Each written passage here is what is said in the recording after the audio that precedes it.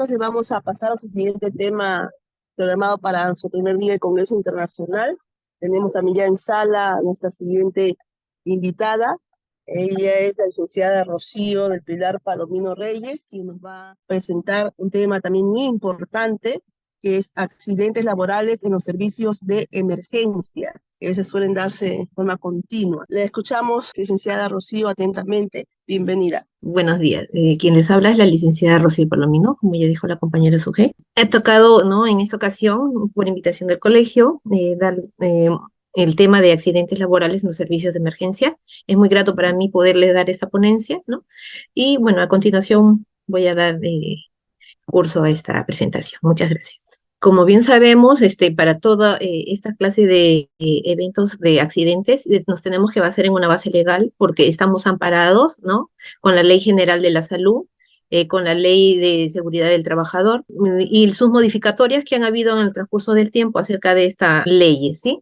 Lo que es la Ley General de Residuos Sólidos. ¿Por qué tenemos que saber todo esto? Porque todo esto va a involucrar cuando uno tenga un accidente y normalmente en el establecimiento de salud o hospital, son aquellas leyes las que nos van a amparar para poder nosotros, podernos ayudar, ¿sí? La primera ley que he dado es la Ley General de Salud, donde contempla todas estas leyes que nos amparan, y la segunda, que es la Ley de Seguridad en el Trabajador, ¿no? La Ley 29783. El objetivo de esta ley es promover una cultura de prevención de riesgos laborales en el país, ¿no?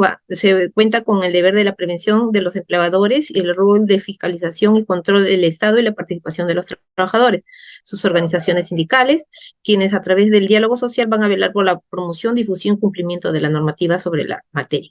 ¿Por qué digo riesgos laborales? Porque nosotros nos desempeñamos un ámbito, así como dijo la licenciada en emergencias y desastres, no tan solo del mismo hospital, sino haciendo actividades que nos corresponde como personal de salud, nos puede también involucrar tener que salir afuera, no hacer el extrahospitalario, y también vamos a poder tener accidentes. ¿Y por qué accidentes laborales? Porque eso se va a ver con la rapidez o la premura que nosotros podamos hacer, ¿no?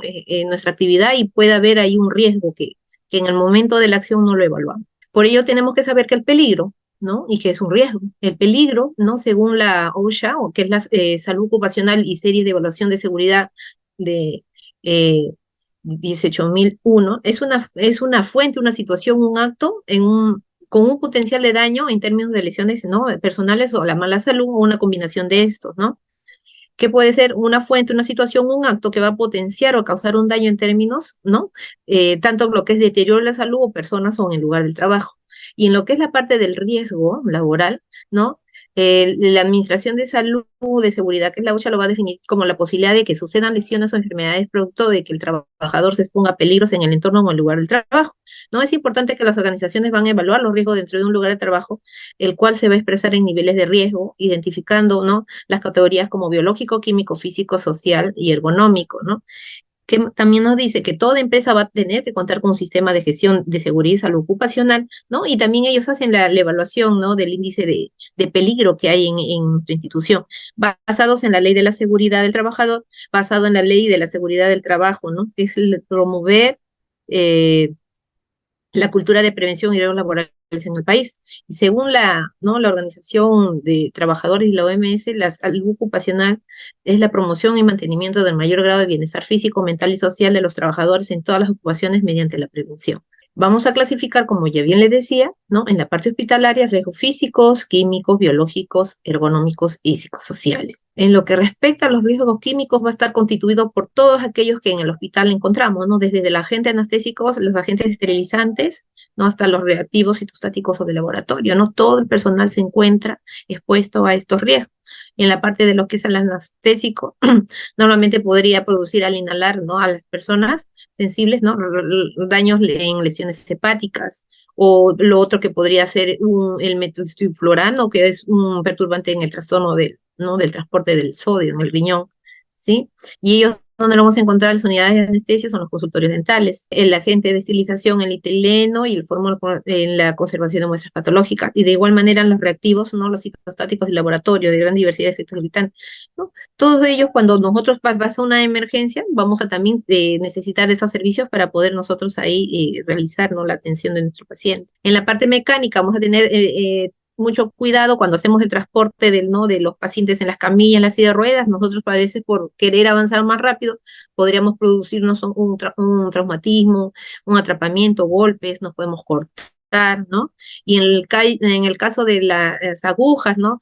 Tener mucho cuidado de realizar de la manera correcta, ¿no? La aplicación de un medicamento o el colocar una vía, porque qué pasa es que cuando no tenemos una situación segura y realizamos por la premura del tiempo la actividad, nos podemos nosotros pinchar, ¿no? O otros casos que terminan y encapuchan, ¿no? Esa actividad ya está eliminada de hacerla, ¿no? Y se le explica a través de nosotros comunidad de epidemiología, no se encapucha, se descarta, si lo voy a hacer, tengo que tener mi riñonera donde colocar, ¿no? Mi material. Y la persona que hace la actividad es la que segrega, ¿no? Para evitar que el otro personal se pueda lastimar. Y una buena segregación va a evitar que otras personas X se puedan pinchar, ¿no?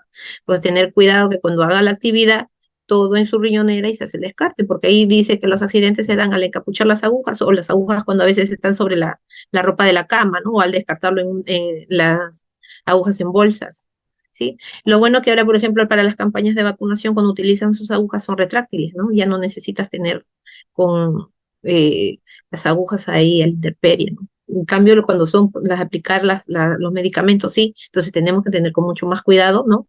Poder hacer la actividad con calma para poder hacer la segregación como se debe. En la parte ergonómica, como les dije, ¿no? Al poder echar al paciente, movilizar al paciente, si no tenemos una buena cultura de realizar también estas actividades, lo que podríamos hacer es lesionarnos nosotros, ¿no? Y vamos a tener también una enfermedad supuestamente ocupacional, ¿no? Todo lleva a ello. Entonces, ¿qué tenemos que hacer? Uno, que el personal debería estar en un buen estado físico, ¿no? No estar muy gorditos, porque estar gorditos también nos acarrea enfermedades, ¿no? Y una de las partes ergonómicas también eso nos va en contra.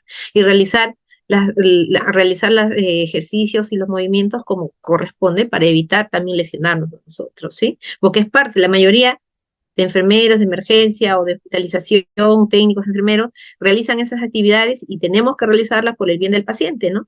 Porque la autonomía del paciente está afectada, entonces tenemos que movilizarlo y al ser un mal movimiento brusco nos podemos también lesionar, ¿no?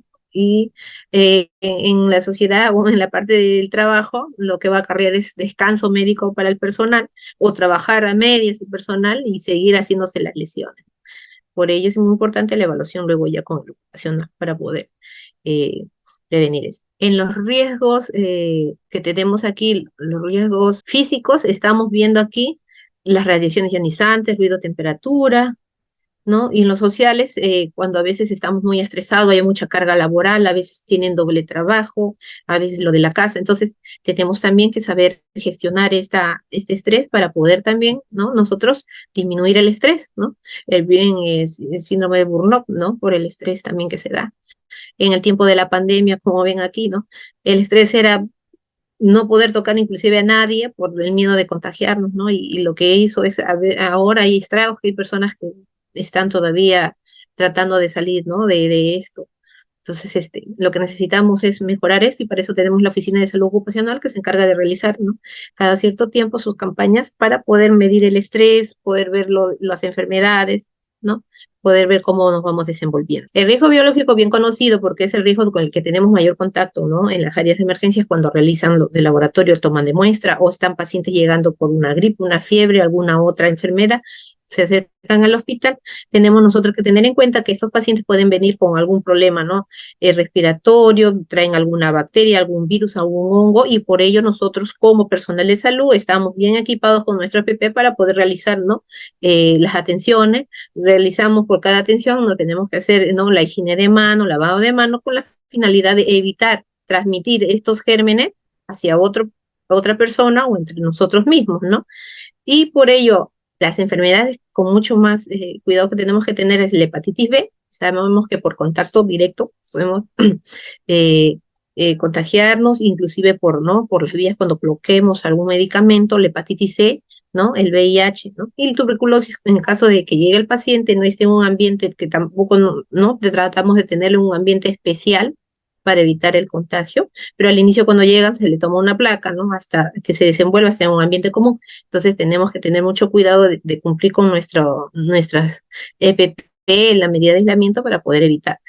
Porque la tuberculosis, como sabemos, no es una enfermedad como las neumonías o la influenza o el COVID, no es una enfermedad posterior, ¿no? Nosotros nos exponemos y a posterior nos vamos a enfermar, ¿sí? Entonces aquí, como dice, las vías de entrada de los agentes biológicos, respiratoria, cutánea, oral y vía parentera, ¿no? Pero las que nosotros mayormente estamos más eh, preocupados a que podamos tener accidentes en la emergencia por un pinchazo o por una salpicadura, ¿no? De secreciones, tendría que ser la hepatitis, los tipos de hepatitis y lo que es el SIDA. Según la normativa 068 de las enfermedades ocupacionales, ¿no? De la norma técnica, tenemos todo un listado, ¿sí? Pero nosotros en las enfermedades profesionales que normalmente se dan mucho más en emergencia sería el grupo 3, el de agentes biológicos, ¿sí? Porque ahí es donde, como le decía, el tipo de hepatitis y el VIH que se puede dar, ¿sí? Entonces aquí la está clasificando hepatitis B, hepatitis C, VIH y la tuberculosis, ¿no?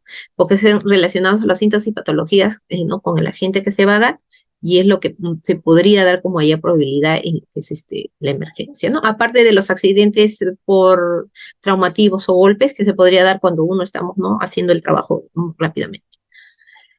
Aquí tenemos los principales patógenos de las infecciones ocupacionales en el hospital, ¿no? Y sale el porcentaje de VIH de un 0,3% que se puede transmitir por vía sanguínea, la hepatitis B de 23 a 62% y la C de 0,7%, ¿no?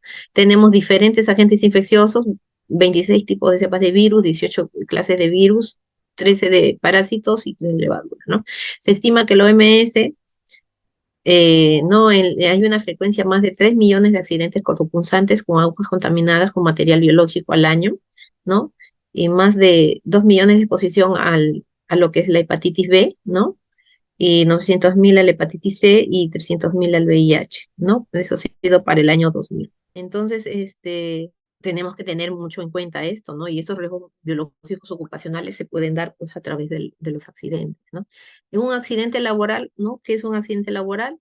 Es todo hecho inesperado que va a interrumpir un proceso normal del trabajo y se puede producir, ¿no? Las lesiones, los daños y podría ocurrir hasta muerte, ¿no? Este accidente laboral que haría a nivel del trabajo es ¿cómo se podría decir? Una pérdida de tiempo.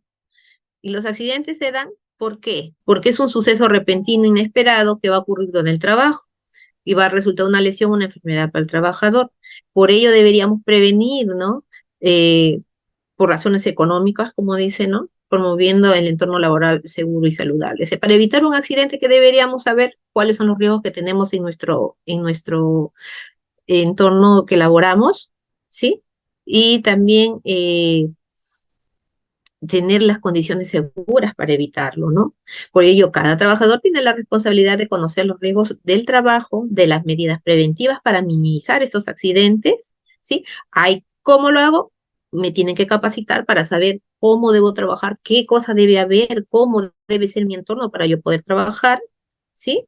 Cómo saber actuar cuando ya hay un accidente, cómo yo puedo desenvolverme, cómo tiene que trabajar los eslabones que están dentro de mi hospital para poderme apoyar como trabajador, ¿sí? Y que me den los implementos necesarios para poder yo realizar mi trabajo, ¿sí?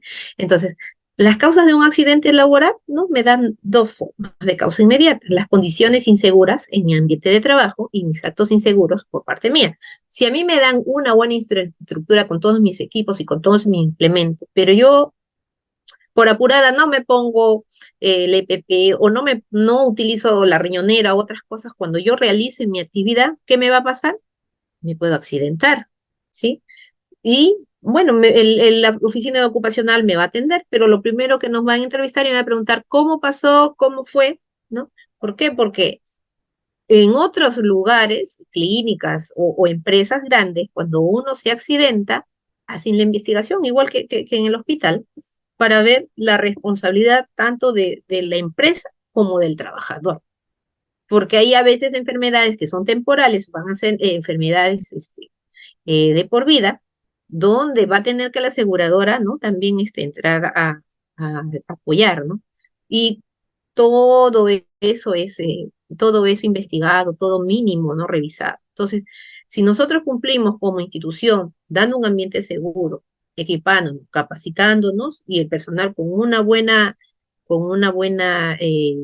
acción para trabajar, se va a minimizar los accidentes, ¿no? Porque en algunas empresas, las aseguradoras, mientras más personal accidentado, la prima de lo que es aseguramiento sube, ¿no?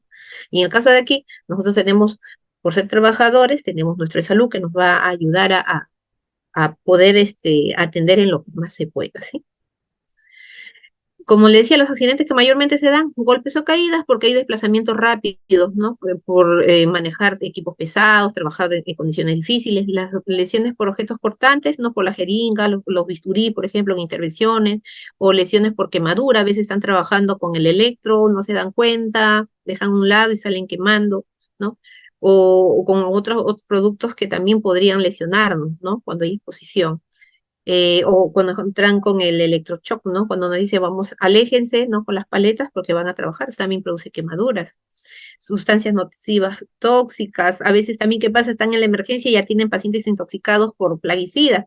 Entonces, si no me pongo yo bien los guantes o luego hago mal el retiro del PP, yo también me contamino, ¿no? Yo también me puedo enfermar por estos pesticidas. Tienen que al paciente bañarlo bien para poder sacar todo el plaguicida que hay en el cuerpo, la ropa, desecharlo y el personal igual de igual manera, igual el ambiente queda con un ambiente muy fuerte, ¿no? De pesticida y tienen que también hacer la limpieza, todos bien cuidados y protegidos, ¿no? Las otras enfermedades que también, ¿no? Las lesiones musculares y esqueléticas que va a tener el trabajador al momento de subir al paciente, movilizar al paciente, ¿no? Hacerlo todo rápido para poder atender y evacuar al paciente, ¿no? Y enfermedades infecciosas que se dan, ¿no? Que a veces llegan pacientes enfermos, pacientes que tienen VIH, pacientes que saben que tienen VIH, pacientes que no saben, ¿no? Que recién diagnostican. Entonces, ¿qué tenemos que hacer? Siempre usar guantes, siempre con cuidado realizar el procedimiento. Porque digan, no, ese paciente está sano, entonces yo no me cuido. Y luego le hacen los exámenes y me entero que está enfermo. Entonces, a todo paciente que llega al hospital es potencialmente infeccioso. Entonces, a todos, por igual, según protocolo, lo tengo que atender con el mismo cuidado. Tengo que dedicarme con buena concentración para poder yo evitar, ¿no? Un accidente, ¿no? Una enfermedad posterior. Y no, según los estudios, revela que los profesionales de enfermería, ¿no? A nivel mundial han sufrido tipo de accidentes biológicos, ¿sí? Esos riesgos habrían de sumar a los riesgos comunes a otras profesiones como las caídas y las lesiones o por mala postura, ¿no? Según la misma encuesta, el 77% de los enfermeros se considera que dentro del sector sanitario su labor es la más expuesta a accidentes laborales. Por eso es muy importante la prevención de riesgos de enfermería, ¿no?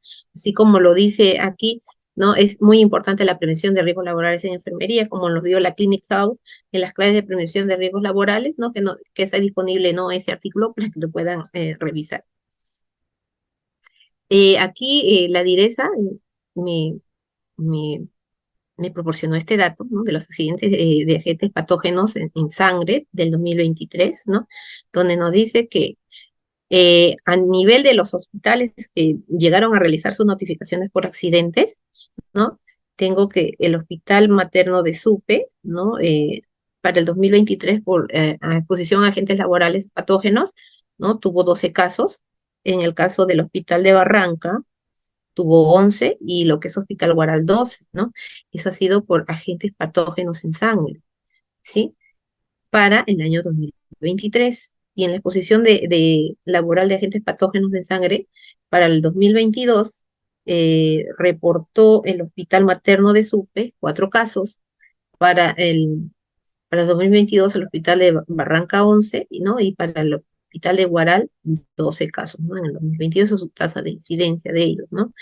Eh, por ello es muy importante siempre, ¿no? La comunicación, la educación y se le hace su seguimiento, ¿no? Una vez que uno le pasó el accidente, es la notificación, el reporte con salud ocupacional, ¿no? Y hacerle el seguimiento a los trabajadores para evitar, ¿no? A posterior sigamos teniendo pacientes con esta incidencia de casos. Aquí es diferencia lo que es salpicaduras y los daños cortopulsantes. Eh, para el año 2022, el Hospital Materno de Supe tuvo 4 casos, ¿sí? Por salpicadura, no tuvo por cortopunzante. En el Hospital de Barranca tuvo un caso por salpicadura, ¿no? Y por cortopunzante tuvo 10. Y para Guaral, por salpicadura tuvo 7, ¿no? Y por cortopunzante tuvo 5, ¿sí? Y para este año, de enero a octubre, tenemos por salpicaduras 9 casos para lo que es el Hospital de Supe, para el Hospital de Barranca 6, ¿no? Y para el Hospital de Guaral 8, ¿no? Y en el caso de cortopunzantes para el Hospital Materno de Supe 3, para lo que es el Hospital de Barranca 5, ¿no? Y para lo que es el Hospital de Guaral 4, ¿sí? Se están dando, ¿no? Estas incidencias, ¿por qué? Porque cuando uno atiende normalmente, ¿no? En las emergencias, ¿no? Uno atiende rápido y a veces pasa de que colocan una vía, ¿no? Y por la premura de realizar el procedimiento, tal vez, ¿no? Hace una salpicadura de lo que es la sangre, ¿no? O a veces estamos atendiendo a un paciente y viene en explosivo y, ¿no? El vómito. Entonces mancha, salpica y no todos usamos lentes, no de medida, o no todos estamos pues con la precaución tampoco de la emergencia estar andando con estos lentes que también son incómodos, ¿no? Entonces puede pasar eso, ¿no? Que en ese momento haga ese tipo de salpicaduras por sangre o secreciones, ¿no? Y lo contupunzante es cuando realizamos el trabajo, a veces estamos colocando, son niños o personas de edad, se mueven, ¿no? Y eso también hace que en algún momento dado nos podamos pinchar, ¿no? Porque mayormente se da por eso. Ya se ha disminuido lo que es que se pinchen por encapuchar, ¿no? Las agujas. Y aquí para el Hospital de Guaral de este año, de enero a junio, ¿no? Tenemos que han habido por accidentes laborales, en el caso de personal de limpieza, ¿no? Que se pinchó movilizando material, ¿sí? Eh, para el mes de marzo ha habido un enfermero, un anestesiólogo que ha tenido exposición, ¿no? Contacto por pacientes, ¿no? Que ha tenido VIH, ¿no? Que ha sido con sangre porque realizan el procedimiento y ha habido ahí el contacto. En abril un residente, ¿no? Se pinchó porque ellos realizan lo que es el AGA y a veces al momento de colocarle la gomita a la jeringuilla, ¿no? A la jeringa que utilizan, no se ha sabido pinchar, ¿no? No le han enseñado la manera, ¿no? Correcta para poderlo hacer, ¿no? O en todo caso llevarlo en una riñonera como debería de llevar. Y bueno, y luego el personal de archivo, que al trabajar en su área, ¿no? Ha sufrido un accidente, ¿no? Una herida en la muñeca y en un conductor también ha habido una herida del parco. Entonces, esos son los accidentes laborales que han habido, ¿no? Pero mayormente lo que es la parte biológica es lo que es, trabaja más lo que es el personal que está mucho más atenido a la atención al paciente, ¿no? Cayetano presentó en el 2021, ¿no? Estos cuadros donde ellos también, ¿no? Realizan su distribución de accidentes cortopunzantes, ¿no? De exposición a fluidos, ¿no? Haciendo una serie desde personal de limpieza, residente, el médico asistente, obstetriz, ¿no? Lo van clasificando, ¿sí? Y ellos, por ejemplo, para el año 2021, en su primer semestre, como el hospital es más grande, ¿no? Tiene 39 casos. En el caso de cortopunzantes, ¿no? Lo grafican en todo caso por edades, ¿no? Quiénes son los que más han tenido esta exposición a cortopunzante y a fluidos, ¿no? Son los más jóvenes, de 21 a 30 años, 20 casos, 30 para 31 y 40, ¿no? Y como se dan cuenta, las personas que en todo caso tienen más edad, son como que son las más precavidas en realizar el trabajo, ¿no? Y no han tenido muchas lesiones, ¿no? Aquí también lo manda este cuadro de distribución de accidentes, ¿no? Por cada una con qué material se han cortado, ¿no? Bisturí, lanceta, ¿no? La exposición a fluidos corporales, la aguja de sutura, la aguja de catéter, la hipodérmica, ¿no? Y en caso aquí, ¿no? En qué servicio, su consultorio, pediatría, tópico, como ellos manejan mucho más, su hospital es mucho más grande, manejan más y en todo caso también son más los consultorios donde realizan más procedimientos, ¿no? Y aquí sale en una tasa que son las mujeres las que más se han accidentado, ¿no? Y en lo que es la fuente del agresor en exposición a VIH, ¿no? Sale que el paciente fuente VIH, ¿no? Son de resultado negativo, positivo y algunos los que no se sabían, ¿no? Pero nosotros tenemos, ¿no? Dentro de lo que es el flujo, que cada fuente que nos pinchemos con ellos o nos salpique el fluido, ¿no? Realizarle las pruebas basales a ellos y al trabajador, ¿no? Para luego hacer seguimiento. Aquí, por ejemplo, lo que es riesgos biológicos, es a qué riesgo estamos expuestos, ¿no? Al biológico. ¿Por qué? Porque una exposición diaria a fluidos corporales de alto riesgo se va a aumentar la probabilidad de un incremento de variedad de procedimientos invasivos, lo que nos puede ayudar a poder estar expuestos a ellos, ¿no? Y que nos va a dar que podemos, ¿no? Tener infecciones del tipo que VIH, hepatitis B y hepatitis C. En la composición de los residuos que se generan en los establecimientos de salud, tenemos pues que el 80% de residuos son comunes, el 20% son peligrosos, el 15% son infecciosos, el 4% son farmacéuticos y químicos, ¿no? Y ver cada uno dónde nosotros desechamos, ¿no? Como se debe. Si usted bien aquí está más del 3/4 las jeringas desechadas y no debería ser así. ¿No? ¿Por qué? Porque eso es el riesgo de que el personal, cuando haga la manipulación de limpieza, se pueda pinchar, igual nosotros, ¿no? Segregar donde corresponde cada material. Las cajas van donde, en la negra. Lo que tiene para, ¿no? Lo cortopunzante va en las cajas especiales. Lo que tenga medicamentos especiales va en la bolsa amarilla. Lo que esté roto, ¿no? Va en las cajas, ¿no? De elementos de cortopunzante, ¿sí? Entonces, ¿quiénes son los que producen? ¿Quiénes? Los accidentes somos nosotros mismos cuando no realizamos de manera correcta la segregación. Cuando yo segrego, si yo lo segrego y no vuelvo a tocar más ahí, quien se puede lastimar es el personal de limpieza, porque él es el que hace la otra segregación. Y él no va a saber, ¿no? ¿Qué más hay en una bolsa? En la bolsa debería haber lo que debe haber en una bolsa. Los guantes y las cosas que estén con secreciones y sangre, ¿no? Ahí va, se descarta. Y en la caja debería haber lo cortopunzante, que de esa caja es especial y reforzada para evitar que nosotros nos pinchemos, ¿no? Y es más, con los 3/4 como debe ser, con la finalidad de que no vaya a haber un accidente. Yo veo que eso ya está más de las 3/4 partes. Como enfermero técnico, tengo que avisar al personal de limpieza para que me haga el cambio de la caja.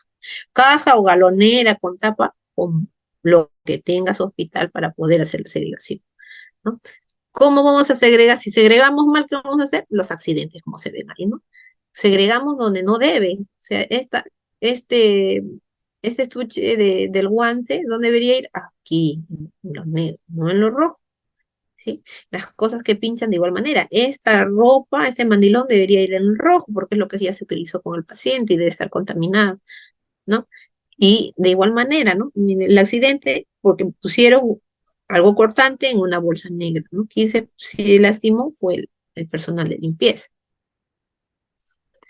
En el flujo de la notificación debemos saber que inicialmente el empleado va a notificar a su supervisor. O sea, yo tengo mi jefa de servicio, le aviso, ¿no? El médico a su jefe. Luego registran información, van registrando conforme van evaluando la gravedad del paciente y va a tener que atenderse realizan un informe interno, ¿sí? Con todas las documentaciones pertinentes que se necesitan. También se va avisando si va a haber alguna atención eh, de inmediata, lo va realizando el servicio de emergencia y si hay que derivarlo, evacuarlo, se va a hacer de igual manera para que avise el departamento y vea cómo también apoyar al trabajador.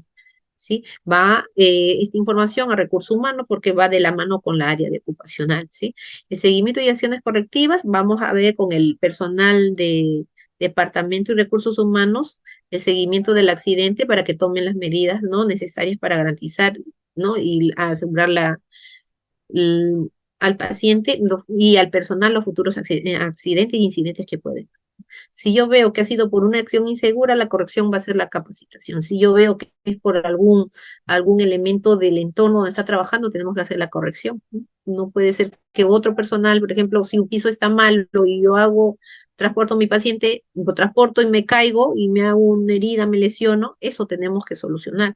Solucionamos el piso, la atención de mi personal, ¿no? La corrección de que nadie más vuelva a sufrir un accidente, ¿no?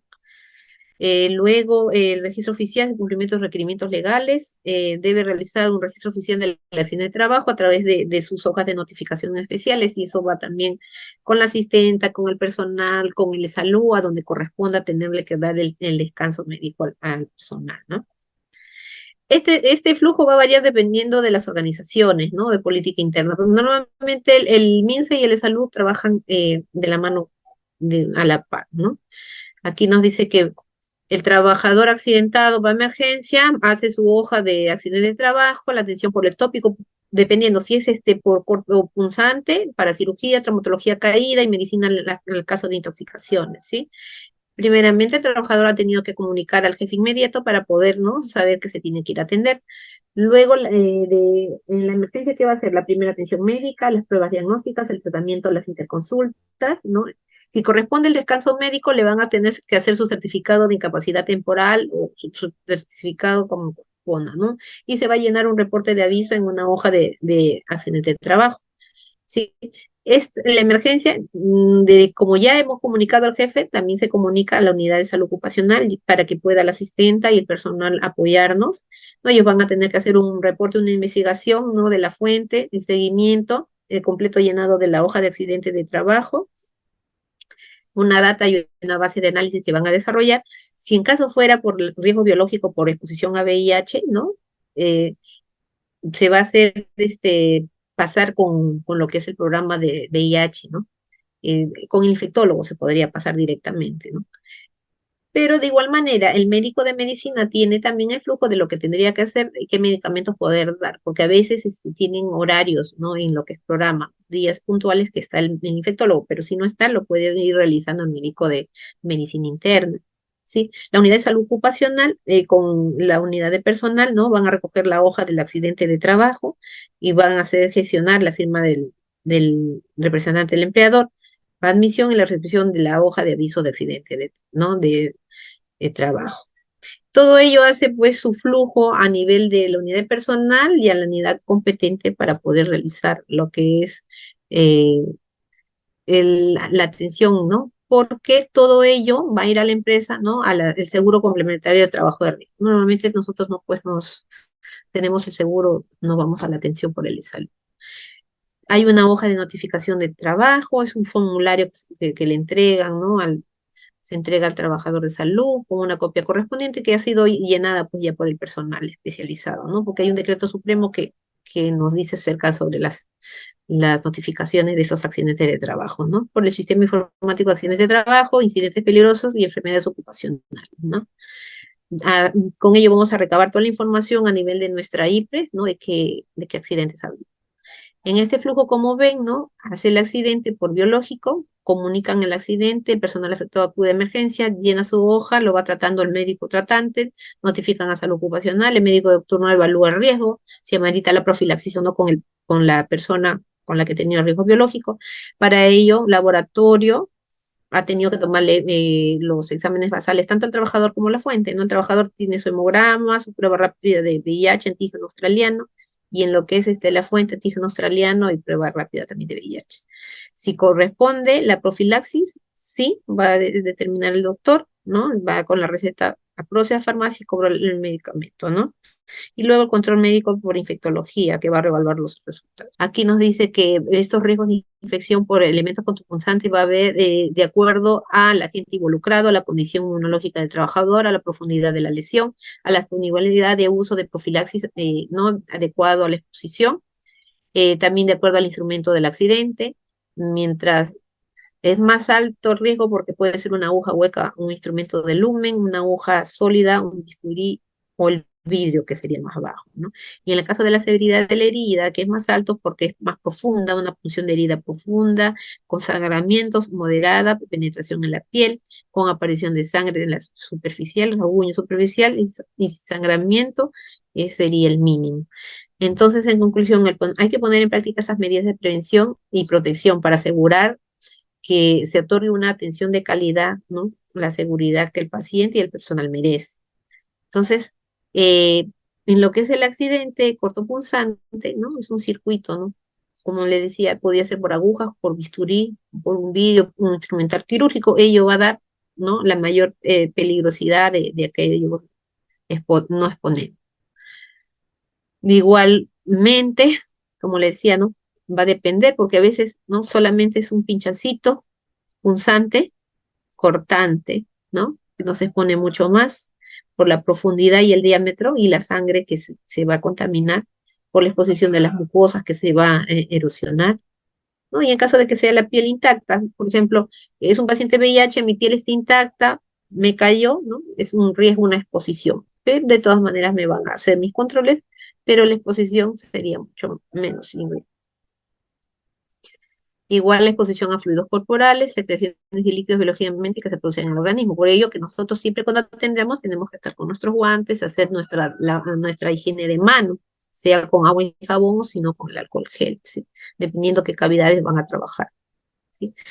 Tenemos que darnos cuenta que es bajo riesgo, no va a corresponder aplicar, en bajo riesgo no corresponde aplicar precauciones estándar, ¿no? Y en el alto riesgo siempre se tiene que aplicar, ¿no? Por las deposiciones, secreciones nasales, expectoración, transpiración, orina, vómito, ¿no? A excepción sin que tienen sangre visible, ¿sí? El tipo de fuente, como le digo, tipo de fluido y tipo de instrumento de trabajo va a clasificar los accidentes de trabajo biológicos, ¿sí? Como vemos, el tipo de fuente es positiva, con diagnóstico VIH, ¿no? Nos expone mucho más, es alto el riesgo. Cuando el paciente es negativo, sin antecedentes de riesgo de VIH o hepatitis, es bajo el riesgo. El fluido de igual, de exposición a grandes volúmenes de sangre, a líquidos de precaución universal, ¿no? Y tienen sangre visible, es alto el riesgo. Pero si es lágrima, vómito, que no necesariamente tenga sangre, ¿no? El riesgo va a ser un poco más bajo. Pero de todas maneras tenemos que ¿no? Utilizar nuestros guantes y hacernos la debida higiene de mano. En la parte de instrumento de trabajo también, pues, Disculpe, sí, quedan dígame. 5 minutos, por favor. Ya, listo. ¿No? Y de igual manera con los lúmenes, ¿no? Y los elementos cortopunzantes, ¿no? Mientras más sea penetrante, mucho más el riesgo es, ¿no? ¿No? Entonces, de esta manera se va viendo, ¿no? De acuerdo a la clasificación que le decía. Y al primer contacto que se tenemos que hacer es lavado de la mano con el jabón, no registrar el accidente, el estudio serológico, la consejería de prevención, si es que se necesita el uso de antirretrovirales, ¿no? Y la inmunización. Para lo que en caso de hepatitis nosotros siempre tenemos que estar con nuestras vacunas completas, ¿sí? La evaluación, como le decía, del accidente, la consejería, ¿no? La conducta de exposición y vacunación, ¿no? El seguimiento cuando uno está expuesto es de al primer mes, 3 meses, 6 meses, ¿no? Y al año, según la necesidad, la parte serológica cuando exponemos a pacientes con VIH, ¿no? De igual manera, la exposición de riesgo, ¿no? Es alto riesgo sin exposición, y lo que tenemos que tener son las medidas preventivas de control, ¿no? ¿Cómo tenemos que hacer para evitar estos accidentes? Con estas medidas administrativas. Una buena organización del trabajo con un plan de prevención de riesgos laborales, una buena capacitación, de realizar de cambios posturales, micropausas y también ¿no? Hablarnos acerca del uso correcto del EPP. Las restricciones y prohibiciones, como ya sabemos, es no recapsular las agujas. Y como le decía, la buena segregación de todos estos elementos para evitar que nosotros nos pongamos, ¿no? en riesgo. Y en lo que es la parte del EPP, utilizar buena higiene personal, utilizar el EPP de manera correcta y las prácticas de los protocolos, ¿no? Siempre nosotros para prevenir también debemos utilizar, ¿no? Las vacunas, ¿no? Para cuidarnos contra la hepatitis B, ¿no? Tétanos, otras enfermedades de influenza, coronavirus, ¿no? Todas esas enfermedades que nos podemos nosotros activamente cuidar, ¿no? Y como dice aquí, ¿cómo podemos evitar un accidente? ¿No? Querer lo que hacemos, andar despacio con una buena postura y usar un uniforme adecuado, ¿no? Esas son las conductas adecuadas, ¿no? Como dice aquí, la seguridad del lugar de trabajo es un requisito indispensable para un ejercicio profesional seguro, ¿sí? Espero que esta capacitación haya servido de mucho, ¿no? Y sirva para reflexionar si nosotros sabemos cómo es nuestro flujo de atención de los accidentes laborales, porque hasta que no nos pasa no sabemos, ¿no? No sabemos cómo atendernos, dónde ir, qué cosa hacer, ¿no? Eh, Tenemos nuestra área de ocupacional, debemos conocer quiénes son nuestros responsables en ocupacional cuando haya una emergencia. La emergencia no tan solo es de lunes a viernes, ¿no? La emergencia es sábado, domingo, a medianoche, en la noche. Y si mi personal de salud ocupacional no está en ese horario trabajando, mi emergencia tiene que tener un flujo a la vista y paciencia y saberlo cómo manejar para que cuando nosotros nos pase algo, tengamos nuestros retrovirales como nos corresponden, tengamos la atención cuando nos corresponde, nos deriven a donde nos corresponden y no esperar el día lunes para que nos puedan realizar nuestra atención. Muchas gracias. Si tuvieran alguna pregunta, estoy abierta a poder contestarlas.